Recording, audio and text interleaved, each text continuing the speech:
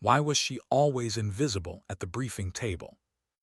The men towered around her broad shoulders, clipped hair, confident nods that made them look born for the field. Jazelle Garcia sat quietly at the back corner, pen in hand, eyes darting between screens filled with satellite images. At 26, she could have passed for a graduate student, small and unassuming in her NATO-issued uniform. But the pen in her hand moved with a precision none of them noticed. Every line she drew on her notepad was another pattern, another hidden door she could see that the others never cared to. Her command had called this Operation Nightshade, a Slovak compound, arms dealers, foreign buyers, stakes higher than anyone dared to admit out loud. Colonel Henrik Larsson, Norwegian accent sharp as a blade, barked orders at the room, his weathered face carved from decades of operations. One by one he handed out assignments: Anderson on Overwatch, Mueller on comms intercept, Dubois handling close surveillance. Her name was the last to be spoken. Garcia, you'll monitor transmissions. Log chatter, same as always. No one looked at her. No one asked what she thought. The truth burned in her chest like acid. She knew this target better than anyone in the room. She had spent months dissecting the Kozlov network, following their money trails, their travel patterns, their mistakes. She knew their rhythms, their security flaws. She could almost feel them breathing through the lines of data. And yet she would sit at the station, translating radio static, while the chosen ones carried out another operation. She forced her face to remain neutral, nodding as if content. Inside, she screamed. What none of them saw, what they refused to see, was how much she had trained herself beyond her analyst badge. Nights in Prague spent slipping through alleys, practicing surveillance detection in crowds that never knew she was there. Weekends crawling through the city's underground passages, learning their maps by heart. Quiet hours with a retired operative who taught her how to disappear, how to make her size an advantage rather than a weakness. They thought she was fragile, too small, too emotional. They had no idea. The briefing ended. Laughter filled the hallways as the operators strode off to prep their gear, trading dark jokes only people certain of their importance dared to make. Jazelle stayed behind, eyes on the timeline posted on the wall. 12 hours until the meeting. 12 hours for the team to confirm what she already knew and miss what she could have given them. Her pen tapped against the paper. She thought of Vienna 3 months ago, Operation Starlight. Her plan had been flawless, a subtle, low-risk infiltration that would have secured everything. Denied. The mission had gone to Davidson, a man who thought subtlety was for the weak. He nearly blew their cover. The intelligence had slipped away. And yet when the dust settled, Jazelle was blamed for overthinking. That word haunted her. Overthinking, emotional, too invested. What did they not understand? Her emotions were not weakness. They were sight. Every analysis she produced carried the weight of human consequence. Where others saw targets, she saw people. Lives bent under decisions made in sterile rooms. That was why her analysis pierced deeper, why her predictions were almost supernatural in accuracy. But no medal exists for intuition. She gathered her notes slowly, as if prolonging the quiet was safer than stepping into another corridor full of men who spoke about her as though she were furniture. Her eyes caught the station's motto painted on the wall, "Strength through unity." She nearly laughed. Unity here meant conformity. She was not part of it. She never would be. And yet, something inside refused to surrender. Later, when the others filed into the equipment briefing, Jazelle sat quietly again, officially tasked to record weight-to-capability ratios. A clerk's role. She wrote in her neat, disciplined hand while her mind saw through everything. The surveillance kits were wrong. Their overwatch angles compromised by terrain they hadn't accounted for. Their extraction plan too loud, too obvious. She could see it unravel before it even began. But she kept her mouth shut. That was the game. To speak was to be branded ambitious. To care was to be branded emotional. And so she smiled, small and polite, and continued to write. It wasn't always this way. There had been a time years ago when she believed brilliance alone could earn her place. She presented detailed plans in those early days, walking commanders through psychology profiles that predicted enemy choices before they happened. The room had nodded, impressed, and then always her ideas were handed to someone else to execute. If they succeeded, the credit went to the operator. If they failed, the lesson learned was that analysts shouldn't meddle. Invisible, always invisible. What they didn't know was how far she had already gone to change that fate. 18 months of secret training with Tom Zerner, the retired Czech operative who once slipped across borders under the weight of the Cold War. He saw her for what she was. Not an adrenaline junkie, not a bruiser, but someone who wanted to be invisible, who wanted to be everywhere and nowhere. He taught her how to walk past a camera without being seen, how to mimic the rhythm of footsteps in a crowd until she dissolved inside it, how to pick a lock with steady hands in total darkness, and more than that, how to use her greatest liability, her emotions, as her sharpest blade. He showed her that empathy could be turned into a weapon, reading microexpressions that betrayed lies, sensing stress before it cracked. While others flexed, she studied. While others swaggered, she built endurance, agility, silence. By day she sat behind desks, dismissed as delicate. By night she became something else, something nameless. Something that would one day whisper dark angel. But that night had not yet come. As the hours passed, the station hummed with the rhythm of impending mission. Operatives moved with purpose, their shadows stretching under the fluorescent lights. Jazelle remained at her station, headset ready, her mind sharper than the lines of code scrolling across the screen. She would listen. She would document. She would watch them stumble into mistakes she had already foreseen. And still a part of her waited, for the moment no one expected. She thought of the compound again, thought of the weaknesses she had mapped, thought of the narrow paths no one else could fit through, the blind spots no one else noticed.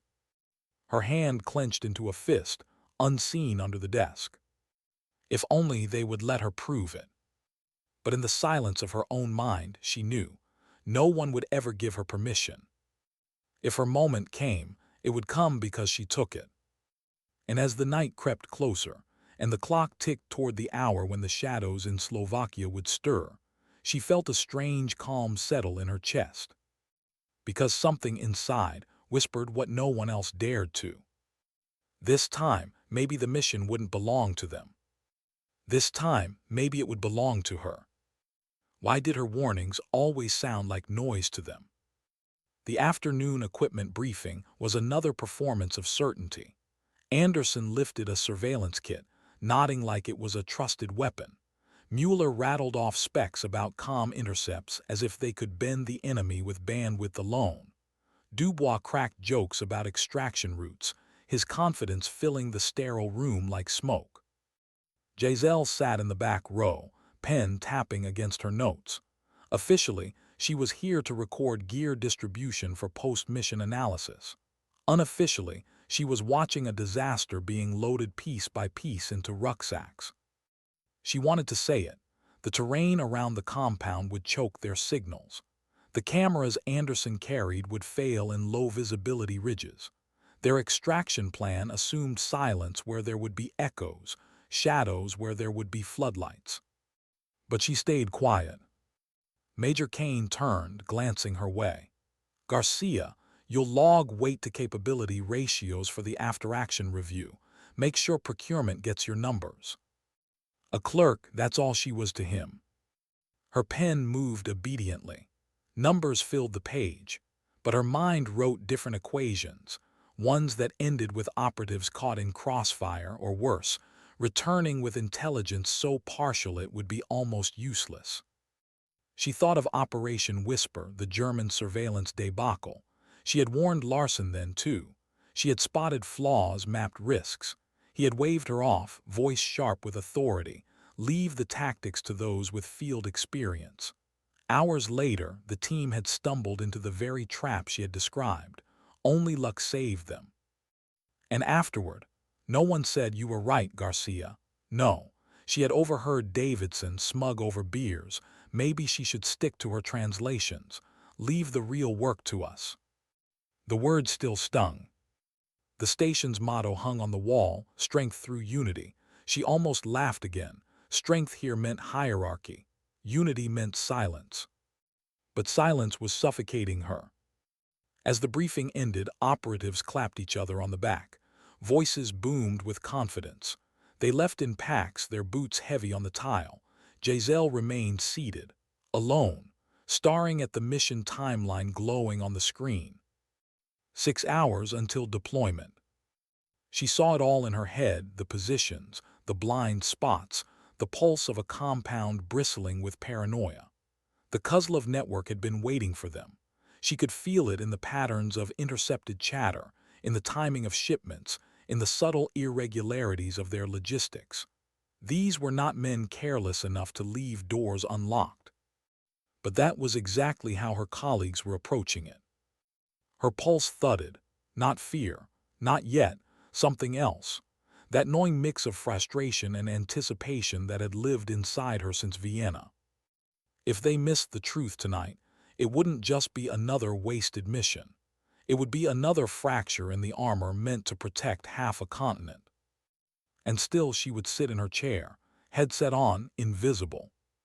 Unless, the thought formed like a whisper, unless she broke the pattern. But breaking patterns came with consequences. And consequences here were recorded in personnel files, not forgiven with a smile. By evening, the atmosphere shifted. The station moved like a living organism, pulses of urgency running through its corridors. Equipment was checked, routes confirmed. The operators vanished one by one, disappearing into armored vehicles that would carry them toward Slovakia's ridges. Jazelle stayed behind, headset over her ears, screens filling her vision. She adjusted dials, tuned frequencies, mapped signals across digital grids. And waited. Hours bled into night. The radio came alive with the rhythm of men in the field. Anderson's voice steady. Mueller's reports clipped. Dubois murmuring codes as he shifted through shadows. She documented everything. Her fingers moved across the keyboard, translating chatter, recording times, cross-referencing patterns. To anyone watching, she was the perfect analyst, diligent, precise, silent. But her mind wasn't in the signals. It was in the dirt. She saw the compound in her head as if she stood outside it now, breath fogging in the cold. She mapped guard rotations against the beat of her pulse. She traced the maintenance access she had spotted in satellite images, the one no one else had even marked. It would work, she knew it would, small, agile, silent. She could have been inside before they even breached Overwatch. She closed her eyes for half a second, imagining it, her boots soundless against concrete, her hands steady on a lockpick, her breath shallow as she slipped past men twice her size. Her headset crackled. "Control, this is Overwatch. Target movement confirmed." Anderson's voice. Her fingers froze. This was it. The transaction was happening. For an instant, she forgot herself. She leaned forward, lips parting. Words rose to her throat, warnings, insights, the subtle movements she had predicted. Then she stopped. What would happen if she spoke now? What would they hear in her voice? A helpful analyst or a desperate outsider trying again to prove she belonged? She bit her tongue, wrote notes instead, and watched as opportunity slid past them, just as it always did. When dawn broke, the mission was over. The team returned, faces worn but satisfied. Reports filled the air. Surveillance confirmed, weapons traced, players identified. It sounded clean, solid, successful. But Jazelle knew. She had read the deeper patterns in their chatter. She had seen what they missed. The transaction they captured was only a fraction of the operation. The true transfer, the one that mattered, had already shifted elsewhere. Her pen pressed into the page until it almost tore. Later, during the debrief, Colonel Larson called it actionable intelligence. He praised the clean extraction. He said nothing about the intelligence gaps. No one did. Except her. She wrote a supplementary analysis, careful and professional, framing missed opportunities as lessons learned. She didn't accuse, she didn't blame, she presented, calm, clear. And days later, she overheard Kane muttering in the corridor. Garcia seems invested in proving she's smarter than the operators. Reads like she thinks she could have done better. Her chest tightened. She had never said those words, never even hinted, but they said them for her. Unrealistic expectations, overstepping boundaries, too invested. The whispers spread like infection. Colleagues who once sought her insights now avoided her. Access to files tightened, her reach clipped under the guise of security.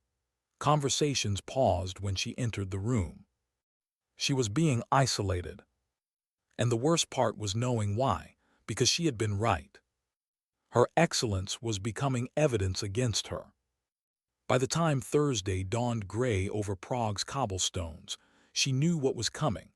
She felt it in the glances, in the silence that wrapped around her desk like barbed wire. At 9 sharp, she knocked on Colonel Larson's office door, file tucked under her arm, face calm. "Enter." Inside, Larson sat behind his desk. Major Kane at his side, expression carefully neutral. 2 chairs faced them, one for the accused. "Garcia," Larson said, "sit." She obeyed, spine straight, eyes steady. Kane cleared his throat. "Your analytical work has been valuable, but concerns have been raised about scope, about boundaries, about your dissatisfaction." The words were careful, professional, accusation hidden in diplomacy. Jazelle folded her hands. "If there are concerns, Major, I'd prefer to address them directly." Larson leaned forward, voice heavy. "The issue isn't quality, it's focus. Your reports read like critiques of field operators. Your questions in briefings suggest you believe you understand the field better than men with decades of experience." Her lips parted. She could have said it because I do, but the words never left. Kane added, "Personnel have observed you studying infiltration manuals, surveillance techniques, activities beyond your role. That's not analysis, Garcia. That's ambition out of bounds." She breathed slowly, steady. "Understanding field challenges makes my analysis better. That's my only intent." Larson's face softened into something like paternal disappointment. "You need to stay in your lane. Analysts analyze. Operators operate. That separation exists for a reason." His words landed like a verdict. "Effective immediately," Kane said. "You're reassigned. Technical intelligence only. Signals, databases, no briefings, no tactical input." The room tilted, not outwardly, inside her chest. It was a demotion disguised as specialization. She nodded once, no protest, no plea. But as she walked out, file clutched tight, one thought cut through her silence. They thought they had caged her. They had no idea what she had become in the shadows. And when the alarm ripped through the station the next afternoon, when red lights flashed and voices barked of the Kozlov network shifting plans, when Prague itself became the target, Jazelle knew the cage was already breaking. The alarm split the air at 13:47 hours. Jazelle's headset clattered onto the desk as red lights pulsed across the ceiling of Station Echo 7. Sirens weren't common here, not like this. They meant only one thing, an operation in free fall. She rose instinctively, moving toward the operations floor. Screens glowed with chaos, maps alive with shifting signals, analysts talking over each other, commanders barking for clarity that wasn't there. "The Kozlov network has accelerated," Major Kane shouted, voice sharp, clipped with tension. "Intel confirms the technology transfer is happening today, not next week." The room stiffened. Colonel Larson's voice followed, low and grim. "Locations changed. They've shifted into Prague, industrial district, 20 kilometers from us." Prague. The word sent a shock through Jazelle's chest. She knew those streets. She had studied them at night while the city slept, slipping through its veins with Zerner's training echoing in her bones. She knew the warehouses, the forgotten tunnels, the ways in and out that no satellite map would ever show. But none of that was in her file. On the big screen, the new target flickered into view, a factory, converted and alive with signals too sophisticated to be coincidence. A cover business, but she knew already what it really was, a trap disguised as routine. "Sir," Operative Anderson spoke, trying to steady his voice, "what's the threat level?" Larson's reply was heavy. "They're transferring advanced surveillance software. If it gets deployed, NATO communications across Europe are at risk. Every base, every operative, every mission." Jazelle's throat tightened. This wasn't a partial intelligence loss anymore. This was catastrophe. Kane flipped through a tactical feed. "Options. Can we get teams in position fast enough?" The answers came one after another, each worse than the last. Mueller, limited concealment, too much civilian traffic. Dubois, security unscouted, we'd be blind. And all Jazelle could think was, she had seen this before. She had built profiles. She had flagged this facility weeks ago, filed it as background intelligence because no one wanted to believe an analyst could predict movement that well. Her hand twitched at her side. "Speak, don't speak." Finally she did, quiet, controlled. "Sir, I may have relevant intelligence on that facility." The room went still. Heads turned, screens hummed. Larson's gaze locked on her. "Garcia, what kind of intelligence?" Her voice caught, but she steadied it. "The facilities appeared in multiple intercepts over the past month. I've compiled layout analysis, security protocols, behavioral profiles of personnel." Kane's eyes narrowed. "That's outside your assignment." She ignored the sting. "I can have it ready in 30 minutes. The silence was sharp as glass. Larson studied her, not the way commanders usually looked at her, like she was fragile porcelain in a war room of steel, but differently, as though he was seeing something he'd overlooked. "Brief the team," he said, 15 minutes. The words struck harder than any order she'd ever heard. 15 minutes, to prove everything, to risk everything. Her fingers flew across the console, pulling files she'd built in secret. Architectural plans layered with patrol patterns. Communication grids mapped against municipal records. Surveillance angles drawn from weeks of obsessive study. Screens lit up with detail after detail. The operatives murmured, caught between disbelief and reluctant awe. "This level of intel," Anderson muttered. "Where the hell did she get this?" Kane's jaw tightened. He knew she had gone beyond her lane. But Larson leaned forward. "Garcia, how did you acquire these?" Her voice was steady. "Cross-reference, check records, satellite imagery, intercept patterns, nothing unauthorized. A half-truth. Enough to protect Zerner, enough to survive the moment." Next came behavioral profiles, men whose paranoia made them fragile, whose greed made them sloppy. She laid them out with the precision of a surgeon. And then the final slide, infiltration routes. Routes no one else had seen. Paths through maintenance tunnels, blind spots in camera coverage, psychological weaknesses she could exploit. The room hushed. Larson broke it first. "These routes assume capabilities our operatives don't have." His tone was neutral, but his eyes lingered on her. "Do you have recommendations for personnel who could execute them?" Her chest rose and fell. This was the edge. "Yes, sir." A pause, then softer, steadier, "me." The word rang louder than any alarm. Every head turned. Anderson's eyebrows shot up. Mueller shook his head. Dubois smirked in disbelief. Kane's pen scratched furiously across a file. "Garcia, you are a technical analyst. You are not field cleared for infiltration." Her throat dried, but she forced the words out. "With respect, Major, I have the skills, I know the routes, I know the psychology, I know Prague." Kane snapped, "You're unauthorized." But Larson didn't snap.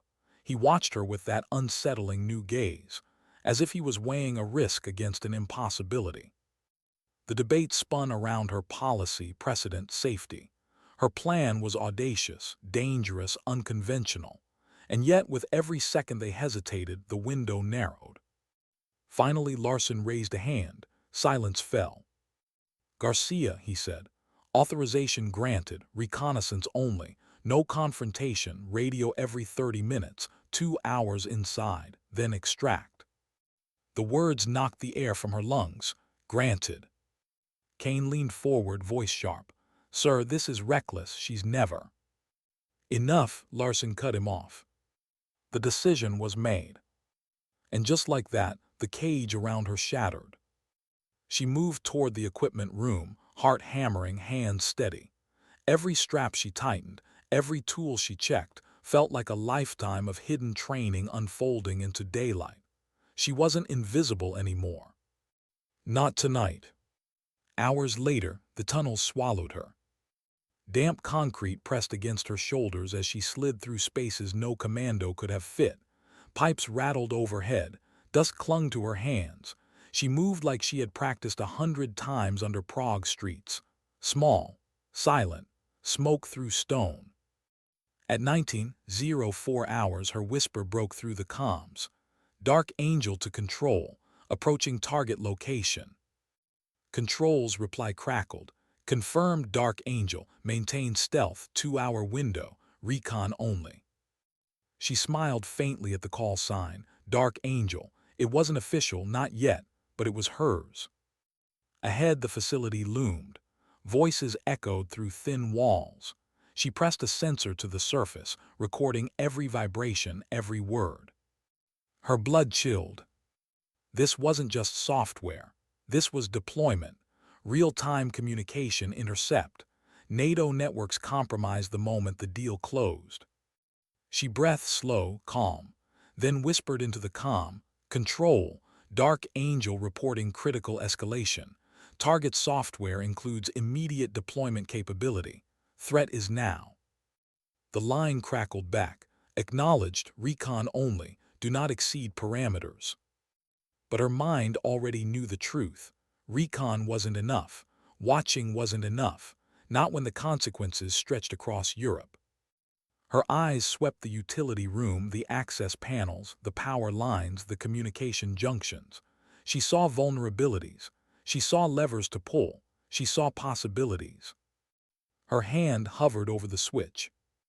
And in that moment, one thought returned. The same thought she had carried since the day she was dismissed as too emotional, too small, too weak. If she stayed in her lane, thousands would pay the price. If she broke it, she might never return. She whispered to herself, softer than breath, "Sometimes the lane isn't where the mission lives." And then she moved. How far could she go before the line disappeared? The utility room was dark, humming with the vibration of generators. Jazelle pressed her ear close to the vent. Voices bled through the metal, sharp, impatient, strained by accents she knew too well. Buyers, agents, wolves disguised as businessmen. Her recorder blinked red, capturing everything. Every promise of payment, every assurance of delivery, every detail that spelled disaster for NATO networks. She should have stopped there. Recon only, 2 hours, no engagement. But the words twisted in her stomach. Deployment, immediate, no delay. If they walked out with that software, no after-action report would matter.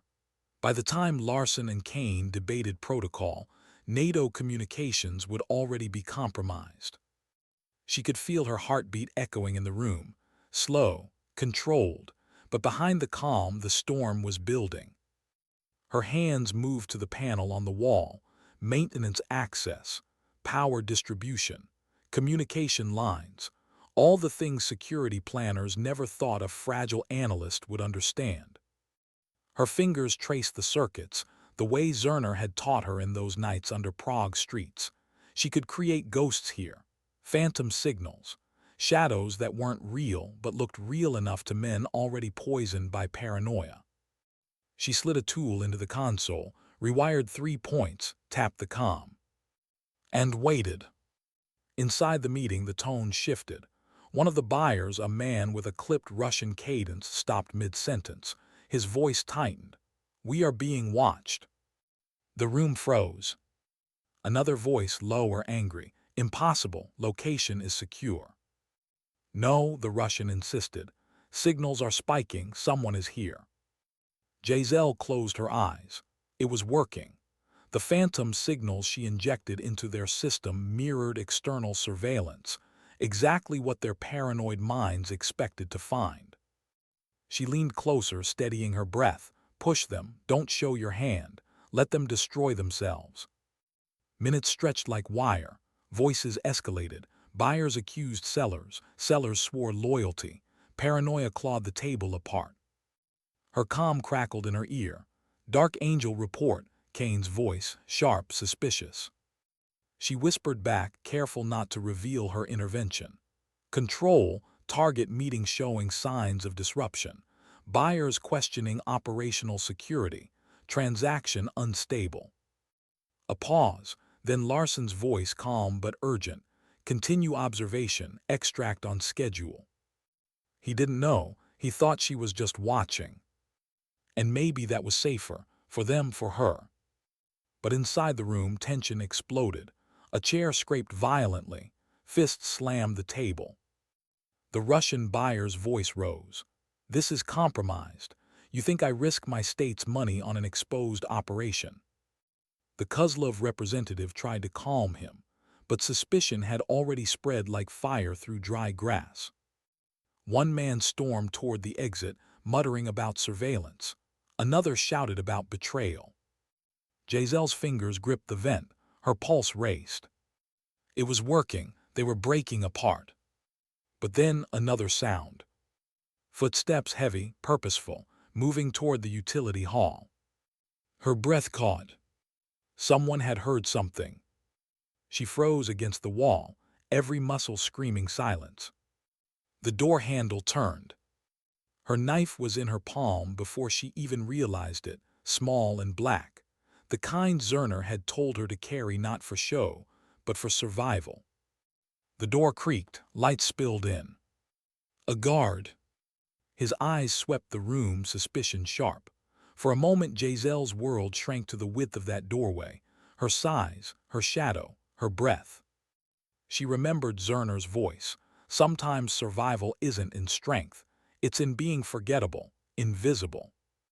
She lowered her knife, flattened against the corner, held her breath until her chest burned. The guard's eyes passed over her and slid away. He muttered, checked the panel, shrugged, then pulled the door closed. Her lungs released like glass shattering.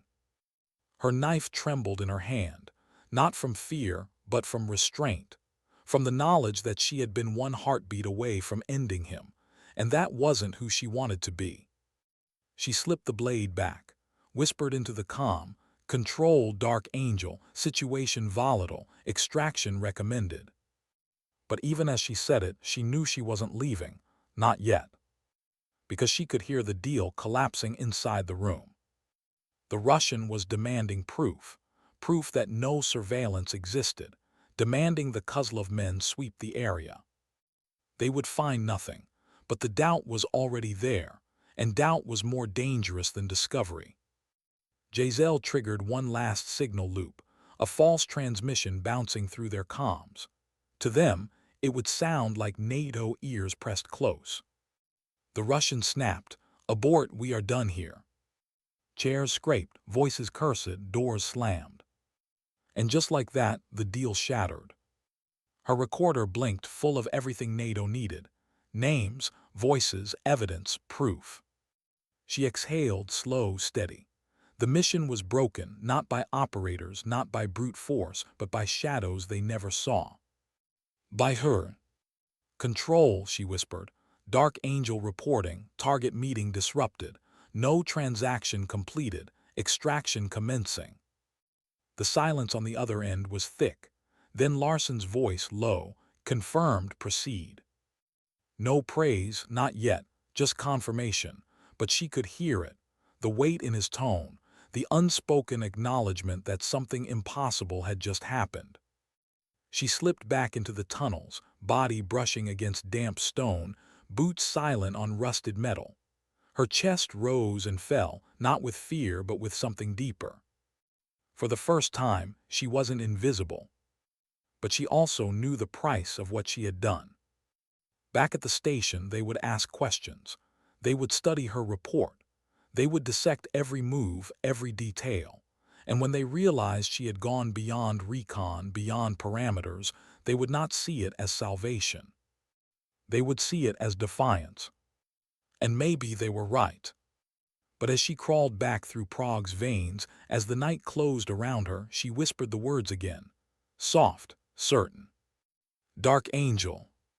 A call sign born not from permission, but from the silence of a woman who refused to stay small.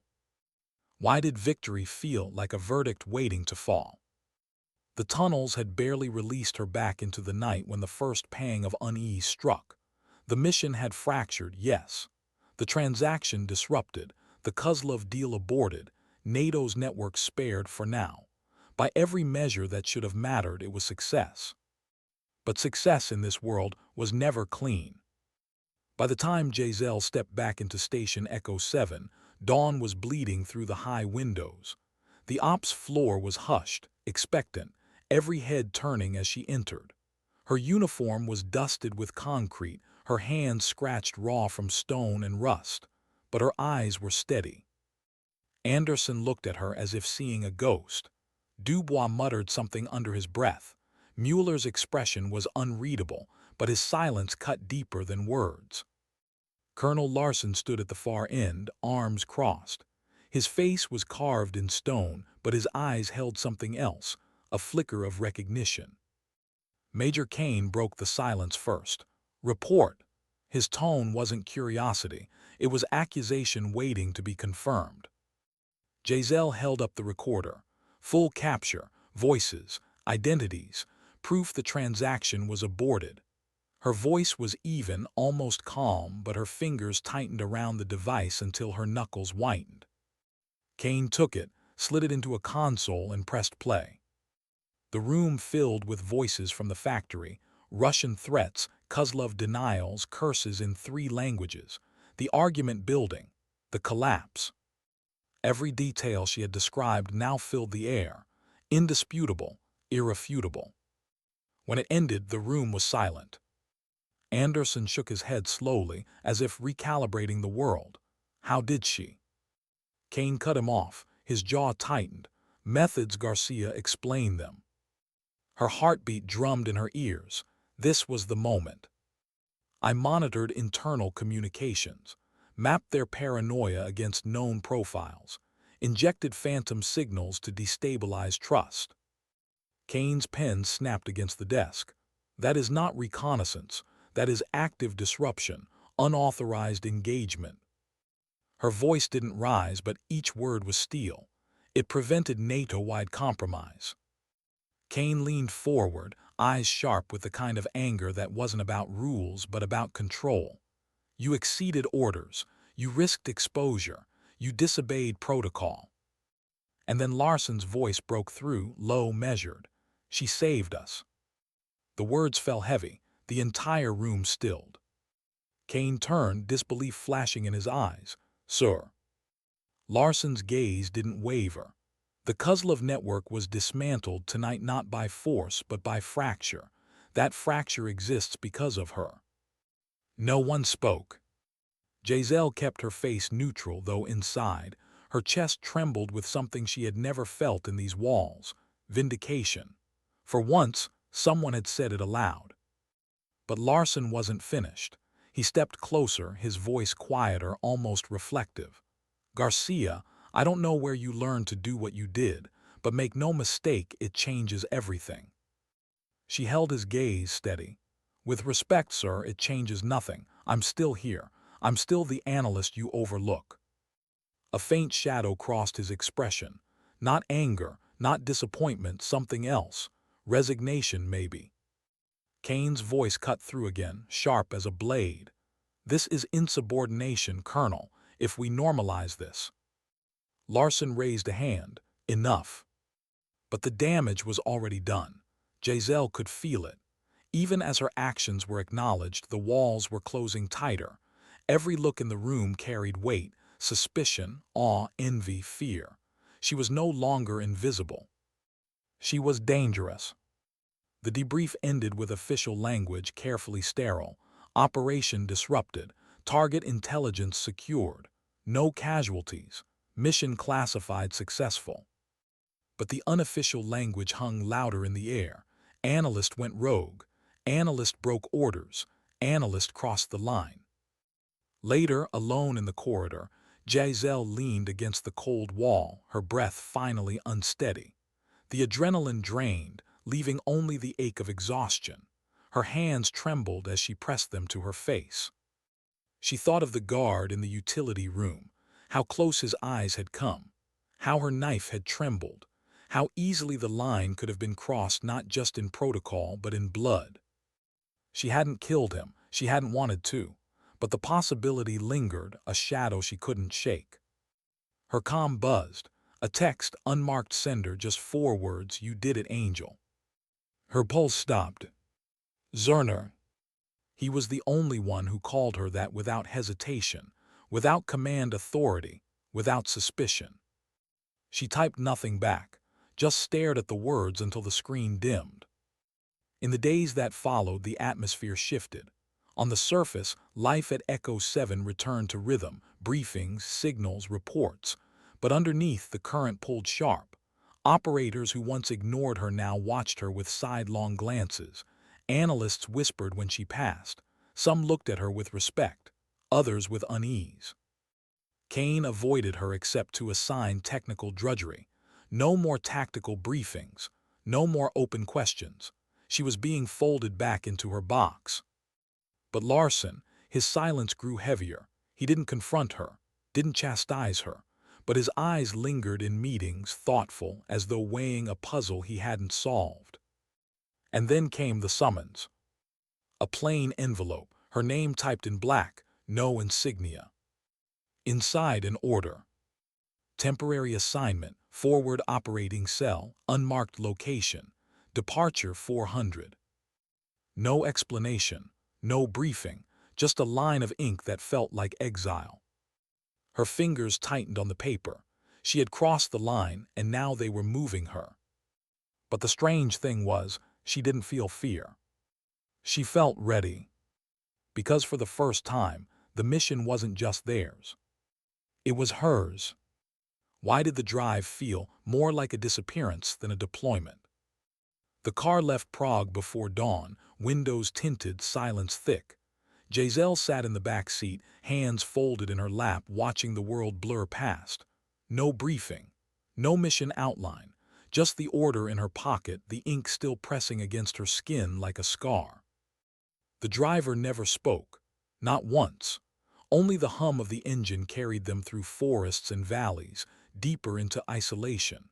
By the time they stopped, hours later, the sun had already climbed high, casting sharp light over a compound that didn't exist on any NATO map. Chain-link fences, cameras that tracked without blinking, guards with no insignia, no smiles. As she stepped out, the air smelled of pine and steel, clean, controlled, cold. A woman met her at the gate, tall, sharp features, hair pulled back tight. Her accent was British, clipped, precise. "Garcia, follow me." No introduction, no title, just orders. Inside, the compound was sterile. Corridors painted gray, doors unmarked. No insignia, no flags, not NATO, not national, something else. She was led into a room with a single chair and a table. A folder sat waiting. "Sit."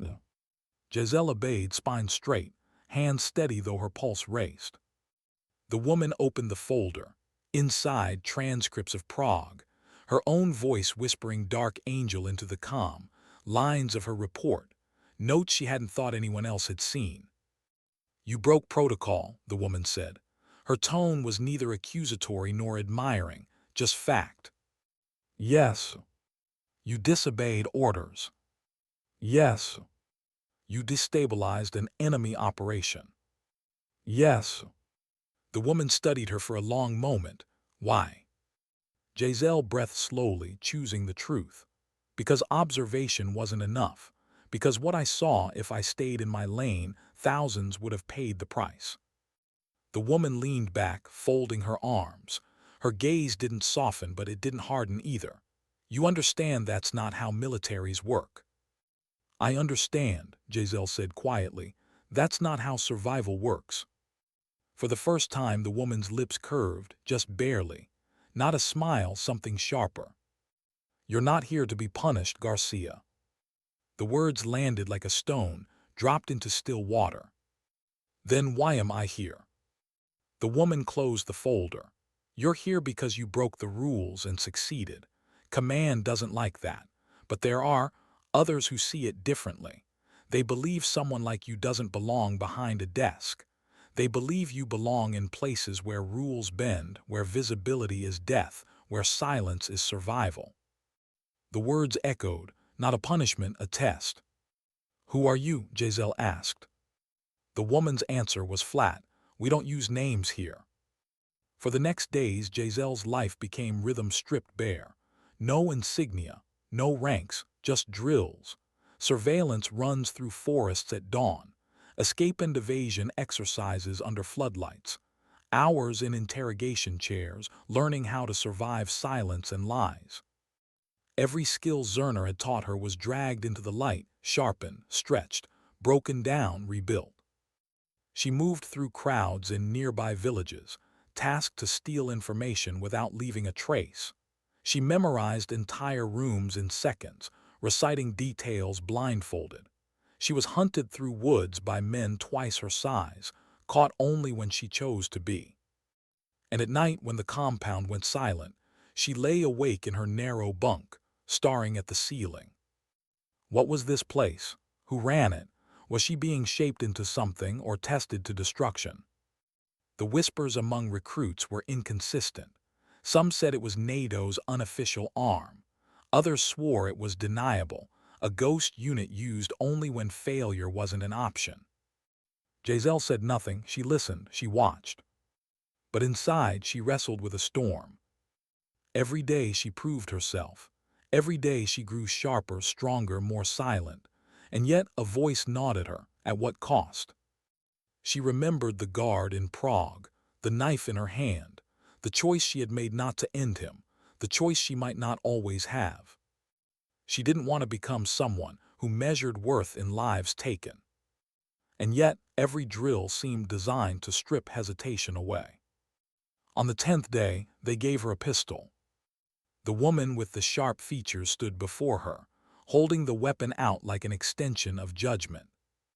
You've been trained to disappear, to disrupt, but sometimes disruption requires permanence. Do you understand? Jazelle stared at the weapon. Her fingers itched, not with fear but with memory. Her father's voice when he taught her to shoot cans on the ranch. Zerner's steady hand guiding her through low-light training. She took the pistol, cold, heavy, final. Yes, she whispered. That night she sat on the edge of her bunk, the pistol dismantled before her, piece by piece. She studied it not like a tool but like a confession. Her reflection in the steel looked back at her, tired, determined, human. She whispered into the empty room, "Don't lose her. Don't lose the part of you that sees more than targets." The next day, during an exercise, she proved it. The scenario was brutal. Infiltrate a mock safe house, extract data, neutralize threats. She slipped in through shadows, silent as breath. 2 guards simulated patrols. She could have taken them fast, clean, efficient. Instead, she set diversions, led them away, slipped past unseen. She retrieved the data, exfiltrated without a trace. The instructors watched, whispering to each other. Some frowned, some nodded. When the woman with the sharp features approached, her expression was unreadable. You didn't neutralize. Jazelle met her eyes. I didn't need to. A long pause. Then, for the first time, approval. You understand the difference between silence and blood. That night, Jazelle lay awake again. But this time, the storm inside her was different. She was becoming something new, something nameless, something both feared and needed. But the question gnawed sharper than ever. When the time came, would she still recognize herself? How do you prepare for a mission you're not supposed to exist on? The order came at dusk, slipped under her bunk door in that unmarked compound. No briefing, no ceremony. Just a single sheet of paper with coordinates, time, and 3 words. Silent acquisition required. Her pulse slowed as she read them. Acquisition, not elimination, not destruction, something more delicate. At 300, a black van carried her out of the compound, through forests still soaked in moonlight, to an airstrip that didn't exist on maps. A small plane waited, engines quiet, lights dark. Inside, 2 other operatives sat strapped in, faces hidden under night gear. They didn't look at her, didn't ask who she was. That was the rule here. No names, no histories, only tasks. She sat in silence, hands resting on her knees, feeling the vibration of the engines in her bones. Over the headset, the mission voice came. Calm, mechanical, no trace of human warmth. Target diplomatic attaché. Cover identity, cultural envoy. True identity, Kozlov courier. Carrying encrypted device containing transaction ledgers. Location, Budapest. Hotel district. Extraction window, 90 minutes. Jazelle's throat tightened. A courier in the heart of a city disguised by diplomacy. If they pulled it off, NATO would have proof of Kozlov's entire network. If they failed, it would vanish into corridors protected by immunity.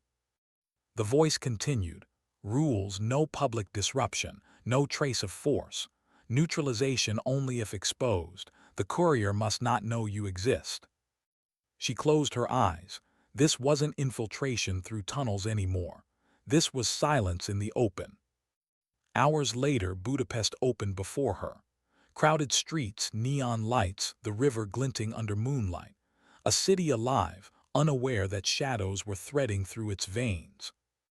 Her role was clear, ghost entry. Watch, approach, acquire, vanish. She trailed the courier through the hotel district, blending with tourists, adjusting her posture, her rhythm. Zerner's lessons whispered in her mind, dissolve. Don't stand out. Become the background noise of life. The man walked with practiced calm. Suit crisp, steps measured, eyes never lingering too long, professional, experienced. But she saw it, the tension in his jaw, the way his left hand brushed his coat pocket every few steps. That was where the device was. Small, important, his heartbeat in metal form. She followed him into a hotel lobby, her pace casual, her eyes disinterested. He took the elevator. She took the stairs, legs burning, breath even. When he reached the 3rd floor, she was already waiting, disguised as someone checking her phone by the vending machine. The corridor emptied. He walked past. Her hand brushed her jacket, fingers grazing the false room key hidden in the seam. She slid in behind him as he unlocked his door, her movement a shadow of his. For a heartbeat, the world narrowed to silence. Then her hand flicked, and the small device slipped from his pocket into hers. Clean, fluid, invisible. Her chest tightened. It had worked, she had it. But then a voice. Stop. Her blood froze. The courier turned, eyes sharp. His hand brushed his coat pocket, finding it empty. His gaze locked on her. Time slowed. She could lie, pretend, disguise, or she could run. Her fingers brushed the pistol under her jacket. But his eyes weren't afraid. They were searching. Recognition flickered. He had seen her before, somewhere. Her breath caught. Who sent you? He asked, voice low. Every instinct screamed. If she answered, she risked exposure. If she ran, he would chase. If she killed him, the mission broke. Her silence stretched between them like a blade. And then she saw it, his hand trembling slightly, his jaw tight with more than anger, fear. Not fear of her, fear of them. Her voice came out softer than she expected. You don't want to carry it anymore, do you? His eyes widened. The truth cracked his mask. She stepped closer, slow. Every step you take, you're wondering if this is the day they decide you're expendable, if the information you hold is worth more than your life. His breath stuttered, just slightly. And in that moment she understood. He wasn't loyal, he was trapped. She lowered her voice to a whisper. "Let me take it, walk away tonight, no one will know." For a long heartbeat he stared at her. Then slowly he stepped back. Not permission, not surrender, just survival. She slipped past him, her hand steady on the device hidden in her jacket. And she walked out. No chase, no alarm, just silence. Back in the van, she placed the device in the operative's hands.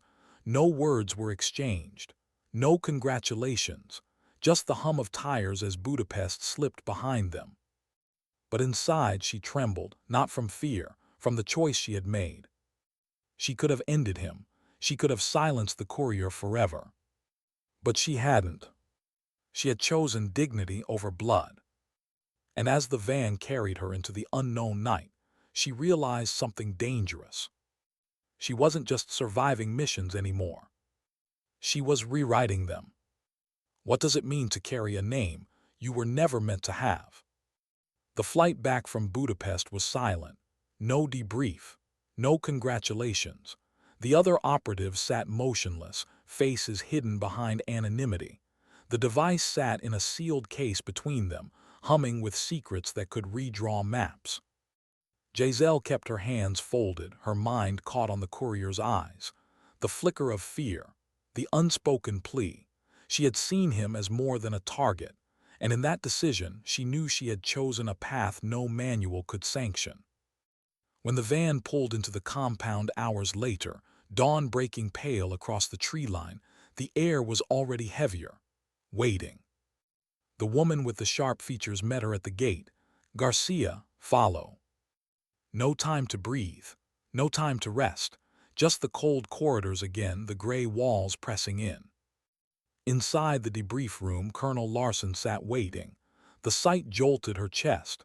She hadn't expected him here. His presence meant weight, judgment. The woman closed the door. Larson leaned forward, his voice low. "You succeeded. The device is real.